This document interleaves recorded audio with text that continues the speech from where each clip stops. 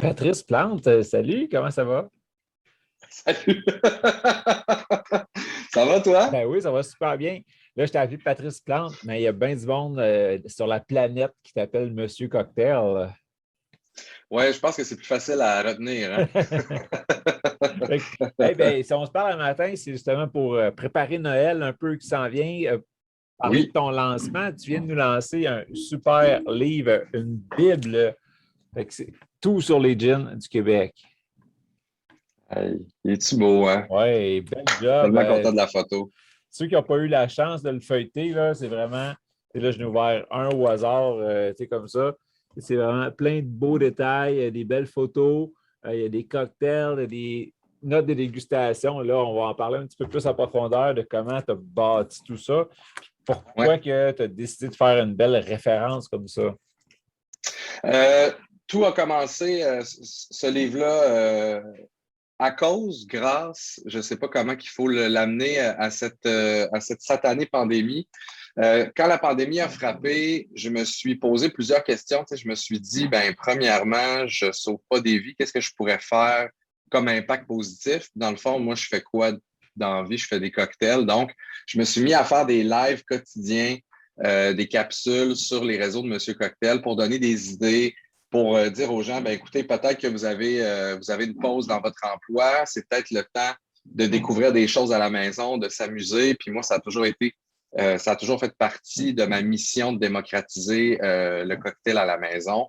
Et rapidement, tu commences, tu fais deux, trois cocktails, puis là, tu fais, je pourrais peut-être être plus original dans mes capsules, trouver d'autres angles. J'ai commencé à faire des notes de dégustation, à déguster des spiritueux québécois et à donner des conseils. Donc, je faisais exemple un topo des 5 liqueurs d'orange québécois, je les goûtais, puis là, je disais, on goûte plus tels arômes, puis je le verrais dans tel ou tel cocktail. Et c'est devenu les vidéos les plus consultées et je me suis rendu compte justement que il y a beaucoup de gens au Québec qui avaient, ben, partout dans le monde, là, mais qui ont cette sempiternelle question, tu sais, qu'est-ce que je fais avec ça? Qu'est-ce que je fais avec cette bouteille-là? Fait que je me suis dit, c'est là que j'ai eu mon gros aha moment. Là, je me rappelle, c'était le 20 avril ou le 13 avril 2020. J'appelle la presse. Puis je dis, guys, j'ai une idée. Là, tout le monde tripe sur le gin québécois. Il y en a des centaines déjà sur le marché. J'ai envie de faire un livre qui va être un outil, pas nécessairement un guide, comme un guide des vins. Oui, on a la partie dégustation, mais on a aussi la partie utile. C'est-à-dire, avec chaque gin analysé, on va vous dire avec quel sirop les agencer, avec quelle garniture ou quel ingrédient les mélanger, avec quel cocktail classique ils vont le mieux sortir, parce que tu sais, tous les gins ne sont pas faits pour le tonic, là, disons-le. Donc, mon but, c'était vraiment de faire un ouvrage de fond qui allait être utile, qui allait être taché d'alcool puis de sirop, qui allait vraiment servir au quotidien, puis qui allait aussi nous faire découvrir le gin québécois sous un autre angle, hein, parce que même moi, là, j'ai eu une coupe de claques d'en face quand j'ai commencé. Je ne m'étais pas imaginé à quel point le spectre de saveurs était rendu large dans les gins québécois. Puis là, rapidement, je me suis fait, OK, moi, j'ai goûté à certains gins de par mon travail. Là, tu sais, j'en avais goûté peut-être à une cinquantaine de gins québécois. Puis là, je me suis dit, OK, on a des gins qui sont beaucoup plus saveurs du monde, qui sont beaucoup plus centrés sur une saveur en particulier. On a des gins qui sont faits avec des bases de fruits, des bases de céréales. Là, j'ai fait, OK, mais là, ça, c'est une personnalité complètement différente. Il y a des distillateurs du Québec qui essaient de remplacer les aromates classiques. Tu sais, par exemple, la racine d'angélique, la coriandre, la cardamome, le genièvre, par des aromates typiquement québécois. Là, j'ai fait, wow, minute. Fait que ça a été le gros travail du livre, c'est qu'on s'est dit, on va écrire toutes les caractéristiques qu'on trouve dans les gins qu'on a goûtés, les 145. Et on va prendre les caractéristiques qui sont communes, puis on va créer des types de gin. Ça, c'est peut-être l'affaire qui rend perplexe le plus rapidement. Là, quand on consulte le livre, on voit type de gin 2, type de gin, gin vieilli, type de gin 3.5, puis là, on dit c'est quoi ça? Fait que c'est vraiment une nouvelle classification qui n'existait pas et dans laquelle on a pris objectivement des caractéristiques communes, on les a rassemblées dans des types. Et ça fait une espèce de progression. C'est-à-dire que si vous n'avez jamais goûté à du gin de votre vie, vous devriez commencer par le type 1 puis cheminer tranquillement vers le 5.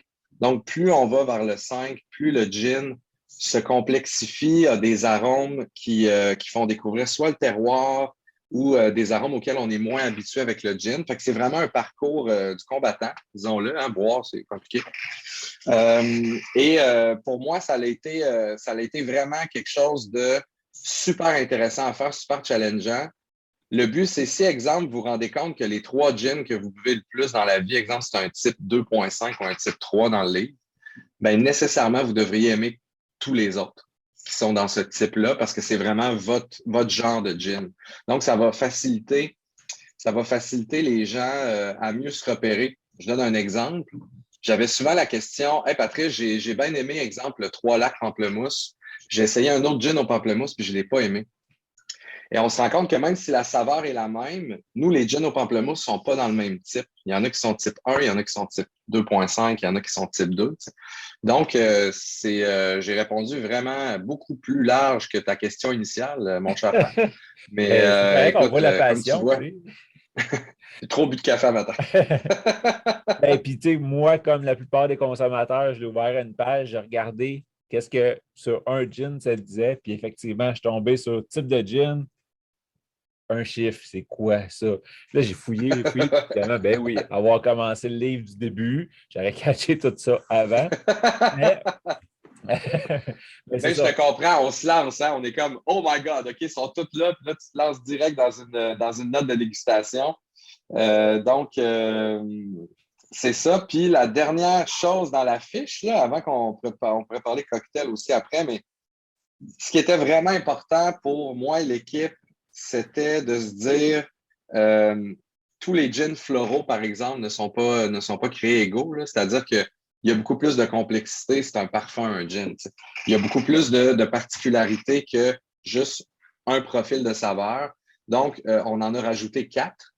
On s'est basé sur la roue des saveurs d'un des grands collaborateurs du livre qui est Lucas Lavoie de Voyage autour du gin.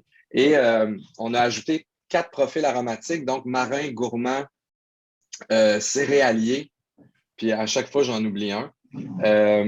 Voyons, terreux. Et c'est 4 profils qu'on voyait moins et on s'est dit, ben un gin, c'est un amalgame de saveurs. Donc, rapidement, vous allez voir, exemple, je vais en ouvrir un au hasard. Là. Donc, le chemin presse, 48 chemin presse de la distillerie du Fjord. Ah, il n'est pas juste fruité ou forestier, il est 40 fruité, 35 forestier, il est 15 floral, 10 genévrier. Donc, ça nous permet, en un coup d'œil avec la pointe de tarte du profil aromatique, de voir un peu à quoi qu'on s'attend. Puis de comprendre aussi, souvent les profils vont aller chercher un espèce de rappel dans les types, justement. OK, ben c'est ça. Oui, ça donne une bonne idée. Oui, j'ai aimé un numéro 2, mais mon numéro 2, il était X% ça, X% ça, mais ça va me rapprocher un peu de mon prochain. Si je veux en essayer un puis me lancer, je n'irai pas juste au hasard. Je vais prendre la Bible puis je vais dire, OK, mais numéro 2, ça ressemble à ça. Ah, lui, il ressemble pas mal à ce que j'aime. Je vais pouvoir y aller Exact. les yeux fermés, puis je vais avoir confiance que je vais aimer le produit. Là. Exact. Puis à la fin du livre, on vous les a tous classés. Là. Donc, vous voyez tous les types 1. Vous n'êtes pas obligé de noter puis de faire le tour des gins un par un. Puis on a aussi, étant donné qu'on a créé une recette originale pour chaque gin analysé, ben ça ne veut pas dire que cette recette-là, vous ne pouvez pas l'appliquer à un autre gin semblable ou un autre gin que vous aimez. Donc, à la fin, on a classé tous les cocktails qui sont originaux par type de cocktail. Donc, type de cocktail classique. Par exemple, on va vous mettre à la fin tous les Negroni, tous ceux qui ressemblent à des Negroni, voici tous les cocktails avec la page. Ça vous permet de l'apprécier plus rapidement. On met tous les cocktails qu'on a inventés qui sont de type dry martini, qui sont de type gin tonic, Tom Collins. Fait que ça vous permet rapidement de savoir quel genre de cocktail vous voulez essayer par rapport à ce que vous aimez déjà. Oui, parlons-en. Tu n'es pas Monsieur Cocktail pour rien. Là. Il y a une idée originale avec chaque. Et puis, je pense qu'au début, tu as même plusieurs fiches cocktails tout court là, qui s'adaptent avec plusieurs gins. Mais pour chacun des 145 gins dégustés, tu as une cocktail original, une idée avec la fiche, la recette, toute l'équipe. Exact.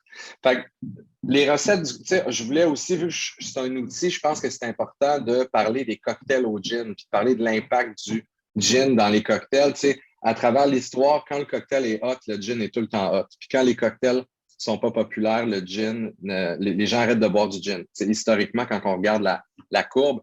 Donc, moi, ce que je voulais faire premièrement, c'était prendre les 30 cocktails classiques les plus cool à faire avec du gin.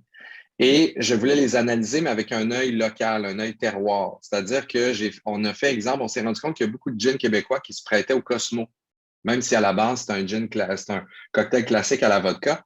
Fait que là, on s'est dit, OK, mais si on fait un Cosmo avec que des produits québécois, ben, tu sais, c'est pas vrai que, mettons, les liqueurs d'orange québécoises sont aussi sucrées, par exemple, que le Cointreau. Ben, c'est ça, fait que tu as refait des recettes classiques, mais en ajustant vraiment avec, mettons, on a une liqueur d'orange québécoise, Oui, moins sucrée, donc tu rajoutes un petit quelque chose pour balancer ton cocktail.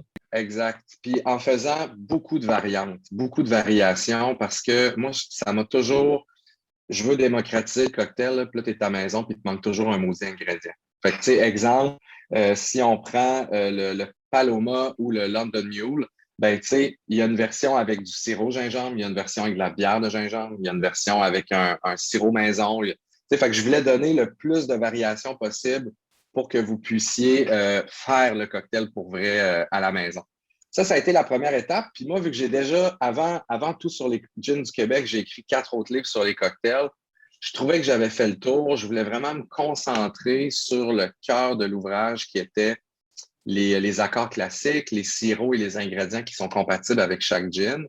Donc, je me suis entouré d'une équipe, comme tu le sais, mais je me dis, j'ai besoin d'un ami mixologue pour faire les créations à l'intérieur du livre parce que je voulais un œil nouveau. Je voulais quelqu'un qui était un grand amoureux des gins locaux, des spiritueux d'ici. Fait que c'est Max Coubès qui a fait les 145 recettes originales du livre. Puis moi, c'est ça, j'ai rajouté, dans le fond, 65 recettes là-dedans de mon cru qui sont des variations de classiques au gin. On est allé vraiment loin. On a pris tous les grands classiques, là, les Caipirinha, Espresso Martini, puis je les ai tous faites en version gin. Fait que donc, on a plein de repères le fun pour s'amuser. Je pense qu'il y a beaucoup d'heures de plaisir là-dedans. Autant il y a eu des heures de travail.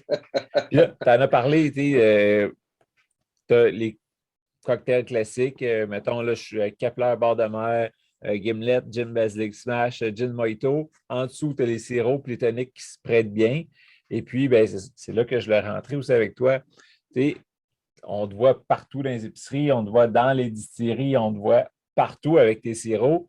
Mais monsieur, madame, Ouais, tout le monde qui n'a jamais fait de cocktail, qui voit ça, mais c'est pas quoi faire avec. Fait que comment que exact. je choisis mon premier pour commencer à quelque part, puis qu'est-ce que je fais avec Ouais. une bouteille de sirop Monsieur Cocktail? Euh, à la base, là, quand j'ai commencé Monsieur Cocktail, tu sais, j'ai été barman, j'en ai servi des gens, puis j'en ai fait des petites soirées chez des amis, et à chaque fois, il y avait une espèce d'intimidation. Donc, quand tu fais un cocktail, normalement, tu es toujours avec des gens. Tu n'es pas en train de cuisiner l'après-midi avant que tes invités arrivent, tu peux te planter, ça va. Tu sais. Donc, tu es devant les gens et un bon cocktail, c'est une chimie. Parce que souvent, la critique de beaucoup de gens qui aiment boire, exemple, des gins purs ou qui sont un peu moins cocktails, c'est qu'il y a trop d'eau. Tu sais, ça apporte trop d'eau, il y a trop de glace qui vient ruiner le produit. Alors que le but d'un cocktail, c'est de prendre un spiritueux puis de l'élever. Donc, le cocktail, c'est comme le sel en cuisine. C'est que si vous allez bien équilibrer le sucre et l'acide, vous allez porter les saveurs vers le haut. Puis même moi, tout le long de l'ouvrage, je l'ai vu, tu sais, je suis un puriste. Donc, je me vois un peu comme un sommelier des spiritueux. J'aime ça boire mes spiritueux purs. Mais une fois que je vais l'attaquer en cocktail, je vais avoir des notes de dégustation que j'ai jamais eues quand j'ai fait mes dégustations pures. Il y a des aromates qui vont s'élever. Donc, quand j'ai commencé à me rendre compte que les gens n'étaient pas capables d'élever leur spiritueux correctement à la maison, je me suis dit pourquoi? Qu'est-ce qui se passe? En fait, c'est que la chimie liquide est quand même, elle n'est pas compliquée, mais elle est très compliquée. C'est-à-dire, tout dépendamment le genre de glace que tu utilises à la maison. Si c'est de la glace du frigo, si c'est de la glace que tu as achetée au dépanneur, C'est-tu de la glace concassée? C'est-tu de la glace en dés là, que tu fais juste la regarder puis elle casse en deux? Ça va avoir un énorme impact parce que quand tu fais un cocktail, tu veux rajouter entre 10 et 20, 22 d'eau maximum. Et si ta glace est trop petite, tu vas rajouter du 30, du 40 d'eau et tu n'auras pas ta bonne température. Fait que je me suis dit, la mixologie à la maison, ça ne pognera jamais. Ça, c'était comme ma vérité à moi en 2015. Fait que j'ai dit, qu'est-ce que je peux faire pour que ça marche? Fait que je me suis dit, les gens achètent des sirops, mais ils ne savent pas quoi faire avec. Parce que c'est juste du sucre avec des arômes. La particularité de Monsieur Cocktail, ce qui fait notre différence, c'est qu'on est allé mettre l'acide dans le sirop. Donc, tous nos sirops, il y a du jus de lime ou du jus de citron ou du jus de canneberge 100% pur du Québec pour venir chercher l'acidité qui donne l'équilibre sucre-acide. Puis moi, j'ai développé avec le temps une formule, un pourcentage d'eau.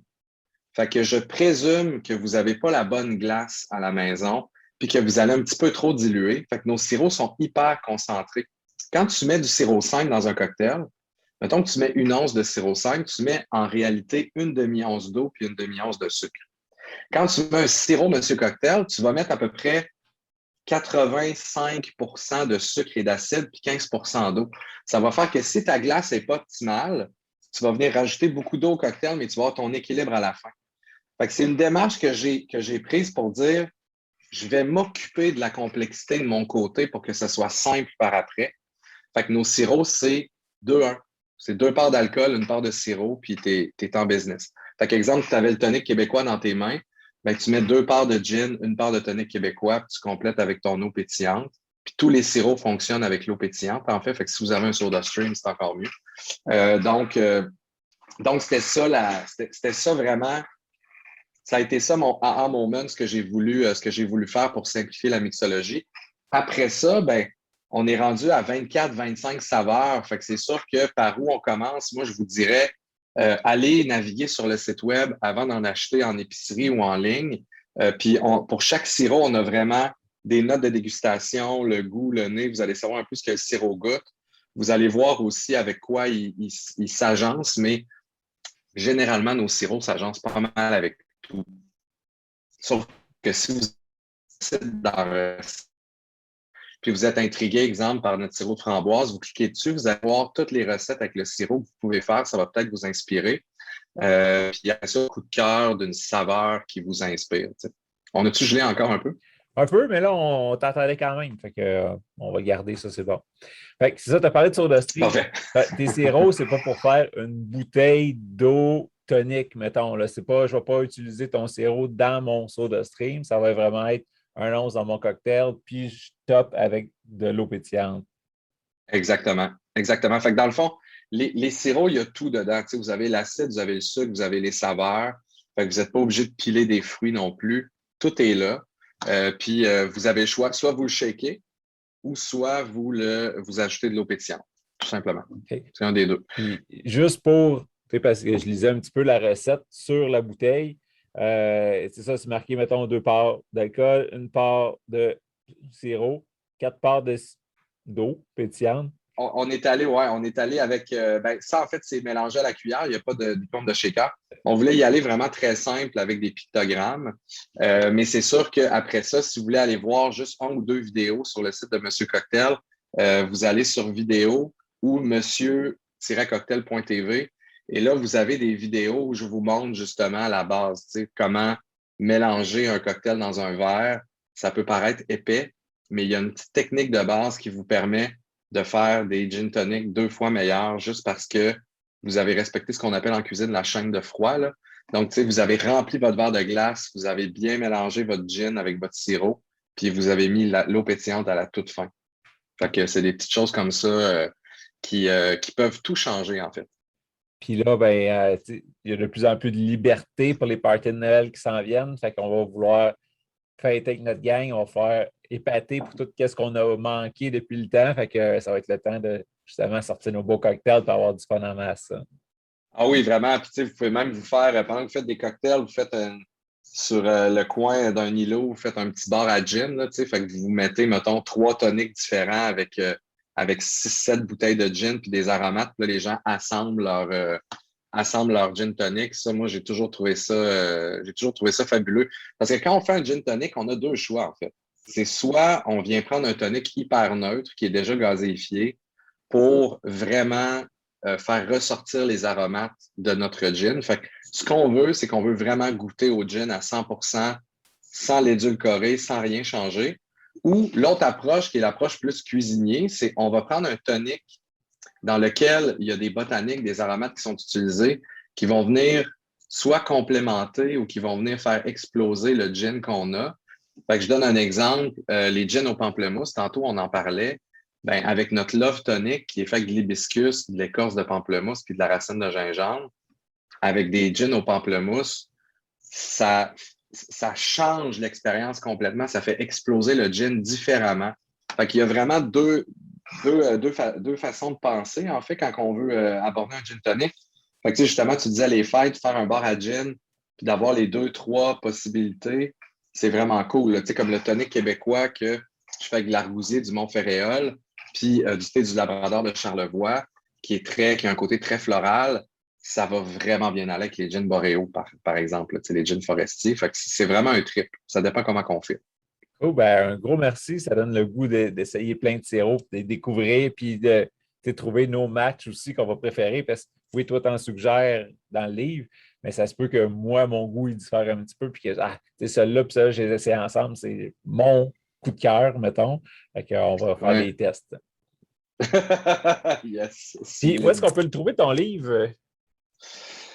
Donc, on peut l'acheter directement en ligne sur monsieur-cocktail.com. On a d'ailleurs une promo actuellement, justement, pour vous faire triper encore plus. Donc, si vous achetez le bouquin en ligne sur le site de Monsieur Cocktail, on vous donne un sirop gratuit de votre choix parmi toute notre bibliothèque de sirops.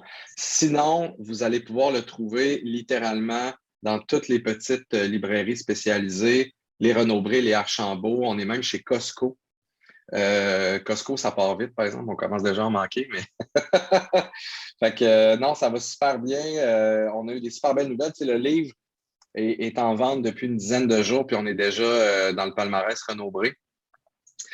Donc, on est allé en réimpression pour être sûr de ne pas en manquer pour Noël, mais il y a quand même des chances, ceux qui se disent je vais faire un cadeau dans la minute le 24 Noël, là, comme il dit souvent, là, peut-être que ça va être dur d'en trouver. Ça se glisse mal dans un bon Noël, mais ça s'emballe bien. Puis le sirop, lui, va bien dans le bon Noël. Fait que plein de belles idées qui s'en viennent. Là.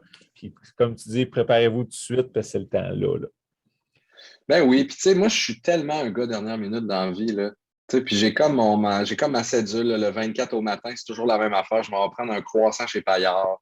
Puis après ça, c'est la folie. Puis je fais tous mes cadeaux en 5 heures dans la folie furieuse. Mais tu sais, comme là, cette année, j'ai fait, OK, je suis tanné de faire ça. Là, mais ça me serait le fun de faire les cadeaux d'avance cette année, puis de pas attendre encore dernière minute. Fait que pourquoi pas? Hein? Mieux préparé, c'est toujours plus le fun. Ouais. Ouais, ça, d'aller faire un cocktail, puis il manque justement l'ingrédient que tu avais besoin parce que tu n'étais pas préparé. Et que ça arrive dans plein de situations aussi. Là. Tout à fait. Mais écoute, ça a été vraiment un voyage fascinant parce que tu sais, j'ai commencé ma carrière à visiter les distilleries partout dans le monde, à faire le tour des bars autour du monde. Puis surtout depuis 2018, là, tu sais, je veux dire, la communauté des distillateurs québécois, ça s'est vraiment ouvert. Il est rendu avec des acteurs partout, partout, partout, partout, dans toutes les régions. Je fais juste une grosse parenthèse, là, mais on a des Christie d'artisans, de Mongols ici. Là, c'est vraiment beau ce qu'ils font. Il y en a qui ont un côté aussi très agriculture, très cueillette.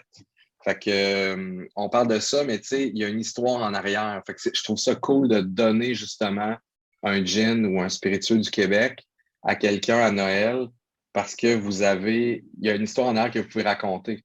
T'sais, vous pouvez aller lire sur le distillateur, vous pouvez aller y rendre visite. Puis ça permet aussi aux régions de rayonner. Comme là, en fin de semaine, je m'en vais voir les amis de la distillerie du Fjord pour faire des ateliers là-bas. Puis c'est le fun là, de voir que c'est des gens qui sont proches de nous. Puis c'est pas des légendes là, de chartreuses avec des moines qui cueillaient des herbes par les nuits de pleine lune. C'est juste à côté de nous autres. Fait que ça fait des beaux cadeaux. Oui, puis c'est le fun de rencontrer justement. Là, tu t'en vas voir JP, puis c'est une belle gang, ils sont vraiment humains, ils ont des beaux produits. Fait que, tu sais, puis ceux qui écoutent le podcast, vous en avez entendu de plusieurs. Ceux qui voient les petites vidéos, les capsules de dégustation, tu sais, c'est vraiment du bon monde. Là. Il n'y en a pas qui se prennent pour d'autres, puis que, tu sais, c'est moi. Non, ils trippent à faire leurs produits, puis ils aiment ça le faire découvrir. Fait que, tu sais, c'est vraiment des belles rencontres. Je dis souvent, tu sais, derrière une bouteille, c'est de l'agriculture, dans le fond. Tu sais, c'est carrément ça, là. C'est qu'on va chercher des ressources dans la terre et des fleurs, des plantes, des aromates, puis après ça, on les distille pour aller chercher la substantifique moelle, comme dirait Molière. Alors, ouais, c'est très cool. On a des super artisans. Je suis content que ça commence à réouvrir là, pour que je retourne faire mon tour, justement. Ouais. Un gros merci, Pat. Ouais. C'est super le fun aujourd'hui. Tout le monde, Être tout signal, merci à toi. allez chercher votre livre pour les fêtes. Vous allez en savoir beaucoup plus. Puis ici, tu sais, des fois, oui, tu dis, il vient d'où, quelle région, le producteur, puis tout. Si vous voulez en apprendre encore plus sur ce producteur-là, le podcast, on en couvre la plupart. On est déjà rendu dépasser 50 producteurs. Et puis, on continue chaque semaine. Fait que, Bien sûr, n'arrête jamais, s'il te plaît. C'est beau ce que tu fais. cool, merci beaucoup. Merci. Salut, mon ami. Bye bye.